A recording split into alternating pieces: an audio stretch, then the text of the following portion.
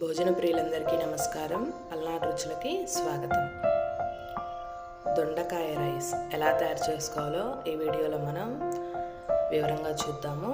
ఎంతో టేస్ట్ ఉంటుందండి ఇది. ముందుగా స్టవ్ ఆన్ చేసుకొని ప్యాన్ పెట్టుకొని 2-3 టేబుల్ స్పూన్ల నూనె వేసుకుందాము. నూనె బాగా కాగాలన్నమాట. హై ఫ్లేమ్ మీద పెట్టుకోవాలి. నూనె కాగిన తర్వాత మనం తాలింపు గింజలు ఉంటాయి కదా, పచ్చిపప్పు, మినప్పప్పు, ఆవాలు, జీలకర్ర, అలాగే 2 ఎండుమిర్చి, కొంచెం కరివేపాకు వేసుకొని ఆవాలు, జీలకర్ర చిటపడం అనేలాగా పచ్చిపప్పు ఇవన్నీ బాగా ఎర్రగా వేగేలాగా వేయించుకోవాలి. అందులోనే సన్నగా తరిగి పెట్టుకున్న ఉల్లిపాయ కూడా వేసుకొని బాగా రంగు వచ్చేలాగా వేయించుకోవాలి.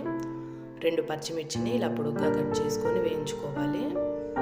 ఇప్పుడు ఇందులోకి మనము దొండకాయ ముక్కల్ని వీడియోలో చూపిస్తున్నాం కదా, ఇలా మీడియం సైజు పొడుగ్గా కట్ చేసుకొని పెట్టుకోవాలి. ఇప్పుడు మనం ఇందులోకి దొండకాయ ముక్కలు కూడా వేసుకుందాము. ఈ దొండకాయ ముక్కలు ఇలా కట్ చేసుకోవడం వల్ల మనకి పంటి కింద తగులుతూ ఉంటాయి అన్నమాట. అప్పుడు చాలా టేస్ట్ ఉంటుంది.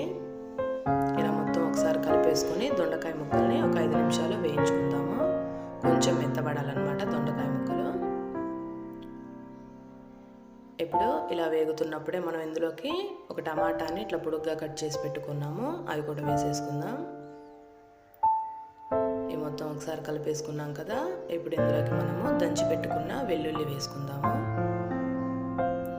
అలాగే ధనియాల పొడి 1 టీ స్పూను, అలాగే కారం 1 టీ స్పూన్ వేస్తున్నాను. ఎందుకంటే నేను పచ్చిమిర్చి, ఎండుమిర్చి వేసా కాబట్టి కారం కొంచెం సరిపోతుంది. కొంచెం స్పైసీగా కావాలనుకునే వాళ్ళు ఇంకొంచెం వేసుకోవచ్చు. మొత్తం ఒకసారి ఇలా కలిపేసుకున్నాము కదా. ఇప్పుడు ఇందులోకి రుచికి సరిపడా ఉప్పు వేసుకుందాము. మొత్తం కలిపేసుకొని కొంచెం వేయించుకుందాము ఒక 5 నిమిషాలు. చూసారా, దొండకాయ ముక్కలు కొంచెం మెత్తబడ్డాయి. ఇప్పుడు ఇందులో కొంచెం చింతపండు రసం వేసుకుందాము. మొత్తం ఒకసారి కలిపేసిన తర్వాత అందులోకి తురిమి పెట్టుకున్న 1 టీ స్పూన్ బెల్లం వేసుకుందాము. బెల్లం మంచి ఫ్లేవర్ ఇస్తుందండి దీంట్లోకి, అస్సలు మర్చిపోవద్దు. ఇలా మొత్తం ఒకసారి కలిపేసుకున్న తర్వాత ఇప్పుడు మనం 1 కప్పు రైస్, ఉడికించి పెట్టుకున్న రైస్ ఉంటుంది కదా, అది కలిపేసుకోవాలన్నమాట. ఇప్పుడు రైస్ మొత్తాన్ని మన ముక్కలకి మొత్తం పట్టేలాగా ఒకసారి కలిపేసుకుందాము. హై ఫ్లేమ్ మీద చేసుకోవడం వల్ల మంచి టేస్ట్ వస్తుంది దీనికి.